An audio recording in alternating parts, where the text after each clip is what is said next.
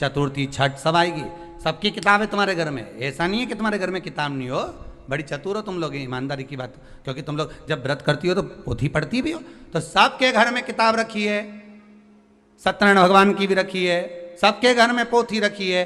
तीज माता की किताब निकाल लेना, छठ माता की निकाल लेना, हर छठ की निकाल लेना, आप प्रदोष की निकाल, उसमें लिखा है प्रातः काल में उठकर सबसे पहले स्नान करिए, लिखा कि नहीं लिखा, उसके बाद में फिर ये काम करिए। तो उसमें लिखा है कि स्नान करो, क्या लिखा है?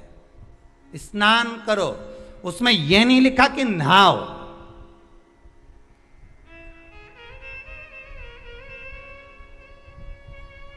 उसमें नहाने का नहीं लिखा, उसमें लिखा स्नान करिए। नहाने और स्नान में अंतर है। नहाने के लिए लोग बाथरूम में जाते हैं, नहाने के लिए लोग गंगा यमुना सरस्वती सरयू आदि अन्य नदियों में जाते हैं, खूब साबुन लगाया, शैम्पू भी लगाया, खूब जोरदार फेस वॉश भी लगाया, खूब नहाए। तो इसमें किताब में जो लिखा, तुम्हारे घर में भी जो किताब उसमें पढ़ना, उसमें लिखा स्नान करिए सबसे पहले। तो स्नान और नहाने में अंतर है। नहाने का मतलब है कि बाथरूम में गए, सर्फ साबुन लगाया, नहा लिए। नहाने से केवल शरीर साफ होगा, और स्नान का मतलब होता है कि किसी सदगुरु के पास बैठकर, भगवान के सामने बैठकर, एक आसन कुसा का लगाकर उस पर बैठकर भगवान का भजन कर लेना, मतलब स्नान हो गया। या शरीर साफ नहीं करना, या मन साफ करना, आत्मा को निर्मल कर। ओरिजिनल कुसा का आसन चाहिए हमको, असली कुसा का आसन चाहिए, तो आपको प्राप्त होगा। जिनके चेहरे पर आंखों के नीचे कालापन हो जाता है, कुसा का आसन वहां भी काम आता है। कि आप थोड़ी देर, आधा घंटा, 20 मिनट, 25 मिनट जब भगवान की सेवा कर रहे हो, कुसा के आसन पर बैठ जाइए। आपको किसी क्रीम की जरूरत नहीं पड़ेगी, किसी आपको पाउडर की जरूरत नहीं पड़ेगी। आप कुसा के आसन पर बैठकर भगवान का भजन करो। जितनी देर बैठ सकते हो उतनी देर कुसा के आसन पर बैठो। 4 दिन, 8 दिन, 15 दिन कर कर देखना, आंखों के नीचे से कालापन समाप्त हो जाएगा। कुसा के आसन में वो तेज बल होता है कि नेत्र की ज्योति भी बढ़ा देता है। कुसा के आसन में वो बल होता है कि आदमी के नेत्रों पर जो चश्मा चढ़ा होता है वो तक समाप्त हो जाता है। पर लोगों ने कुसा का आसन हटा हटा कर आज के जमाने में नया नया ये सब मार्केट में जोरदार जोरदार आसन आए, टंगा रे, कपड़े का आसन मिल रहा है, ऊन का आसन मिल रहा है, ऊन का आसन मिल रहा है, इसका आसन मिल रहा है। तो लोग लो मना नहीं है, पर आसन पर भी तुम कुसा का आसन लगाओ। पर कुसा के आसन पर बैठकर जो तुम अनुष्ठान करोगे, कुसा के आसन पर बैठकर जो तुम भगवान चर्चा करोगे, उसका एक बल बढ़ता है। कुसा के आसन, कुसा क्या है? जब माता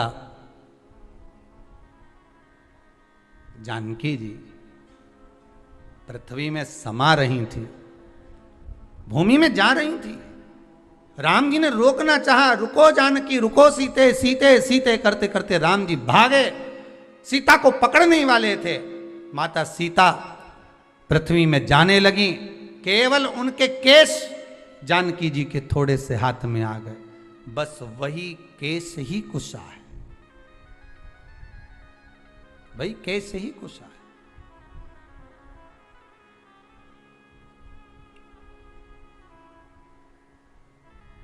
जिस दिन आपका मन कहीं नहीं लगे, बेचैनी अंदर से हो रही हो, भीतर से,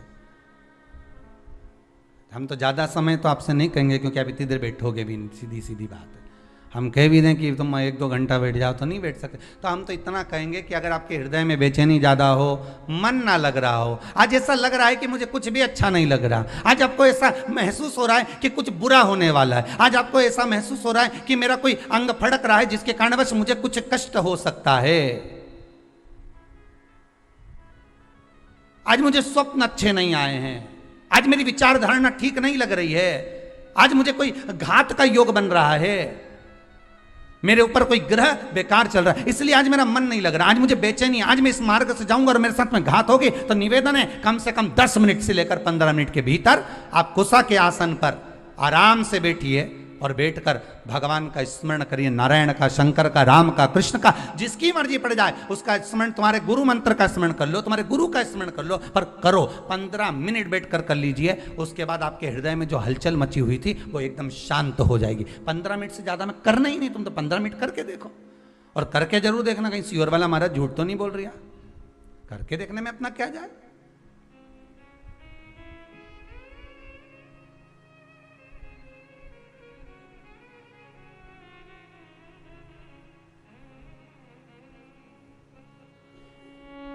कर देखो, 15 मिनट बैठ जाए। जब हृदय हलचल हो जाए, हृदय में कहीं मन चित्त वृत्ति सब डामाडोल हो रही हो, लग रहा हो कि आज कुछ बुरा होने वाला है, बैठ जाओ कुसा के आसन पर, बैठ जाइए। पर उस कुसा में वस्त्र नहीं होना चाहिए। वस्त्र से मतलब जान लीजिएगा, बहुत अच्छे से कहेंगे। कुसा का जो आसन होता है, उस आसन में चारों तरफ लाल कलर की लोग पट्टी लगा देते हैं, बहुत ध्यान दीजिएगा। आसन कुसा का अगर है तो उसमें जो नायलॉन प्लास्टिक की बद्दी से उसको सिल के बनाते हैं, ये भी हमारे इसमें नहीं है। हम केवल कुसा के आसन की बात करते हैं, और कुसा का आसन अगर बना सकती है तो केवल घर की नारी ही बना सकती है। घर की नारी कैसे बनाएगी? उसको धागे से सिलती जाएगी, धागे से सिलेगी, आसन तैयार कर लेगी, और उसमें कोई प्लास्टिक नहीं होगा, उसमें कोई पॉलीथीन नहीं लगी होगी, उसमें कोई पन्नी नहीं लगी होगी, केवल उसमें धागा लगा हुआ होगा, धागा, और उसमें कोई किनारी नहीं। जब तक चले चले फिर उसको सिल लीजिए। पर आसन कुसा का हो, जो केवल आपकी भक्ति के लिए हो, उसको थोड़ी देर बाद आप उठा के रख दो, बैठे हो जब तक बैठो, उसके बाद उठा दो। जितने लोग आस्था चैनल पर कथा सुन रहे हैं, उद्यापन का मतलब क्या होता है, अगर आपसे कोई पूछेगा तो कहोगे कि जो व्रत करा उसका समापन करना। ठीक है, समापन करना मतलब कोई धार्मिक कार्य कर देना, हवन कर देना, पूजन कर देना, अभिषेक कर देना, मतलब उद्यापन हो गया। अभी सावन के महीने में लोगों ने अभिषेक करा तो उद्यापन करा होगा कि हमने इतने 1 महीने तक भगवान शंकर का अभिषेक करा, हमें उद्यापन करना, हवन करवा दिया, पूजन करवा दिया, हो गया उद्यापन। उद्यापन का मतलब क्या होता है? उद्यापन का महत्व क्या है?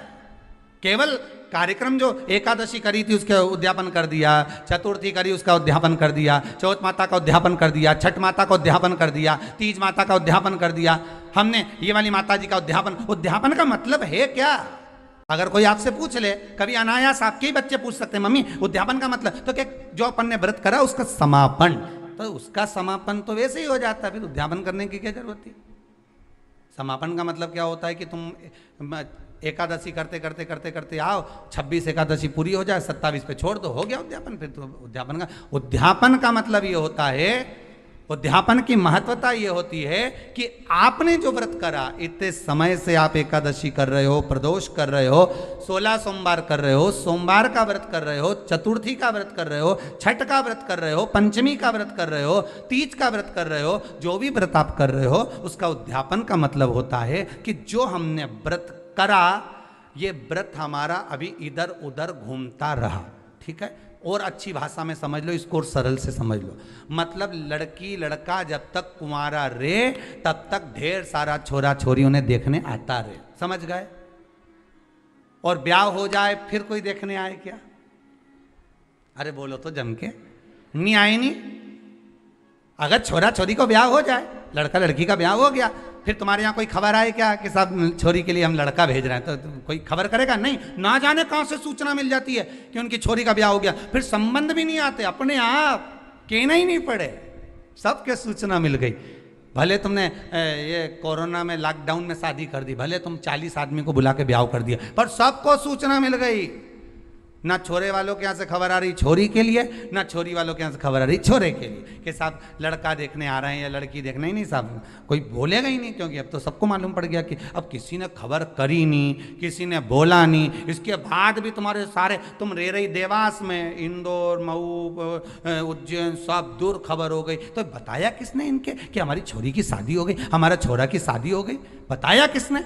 तो सूचना मिल गई। अब कोई नहीं देखने आएगा।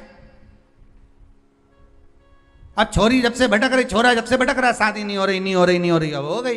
अब कोई देखने आया? नहीं। अब कहीं तुम जा रहे? नहीं। अब तो संबंध हो गया, अब तो एक जगह छोरी छोरा ब्याह कर बैठ गए, अब कोई नहीं आएगा। बस जब तक उद्यापन नहीं होता तब तक तुमने जितने व्रत करके रख रखे हैं ये सारे इधर उधर इधर उधर डोलते रहे, ये भटकते रहते हैं और इनमें से पुण्य हमारा छिन्न होते रहता। जैसे एकादशी से समझ लो या प्रदोष से समझ लो। प्रदोष का व्रत करा, एकादशी का व्रत करा, और एकादशी का व्रत करने के बाद आपने 4-5 दिन तक झूठ बोल दिया, आड़ा टेढ़ा बोल दिया, आप शब्द बोल दिया, तो तुमने जो व्रत करा उसका पुण्य तो छिन्न होता रहा, उसका पुण्य तो जाता रहा, समाप्त होता रहा। और अगर आपने उद्यापन कर दिया तो अब वो पुण्य समाप्त होगा क्या? अरे बोलो जम के नहीं।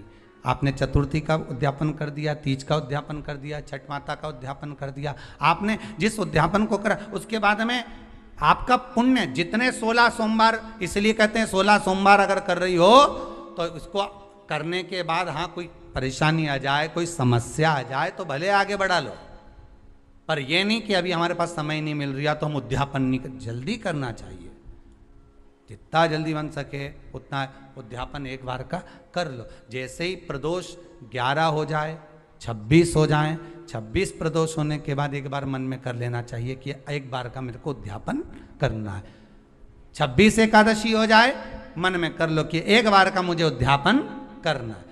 16 सोमवार पूरे हो जाए, एक बार का मुझे उद्यापन करना है। पशुपति व्रत हो जाए, एक बार का मुझे उद्यापन करना है। चतुर्थी तुम्हारी पूरी हो जाए, एक बार का उद्यापन करना है। मतलब मन में ये बनाकर चलना है कि एक बार मुझे उद्यापन करना है। उद्यापन करने से क्या होता है? तो कहा उद्यापन, माताएं जितने व्रत करती जाती है अगर उसका उद्यापन करती चली जाती है, उद्यापन करती चली जाती है तो नारी बेधव्य होकर नहीं जाती, अखंड सौभाग्य लेकर जाती है।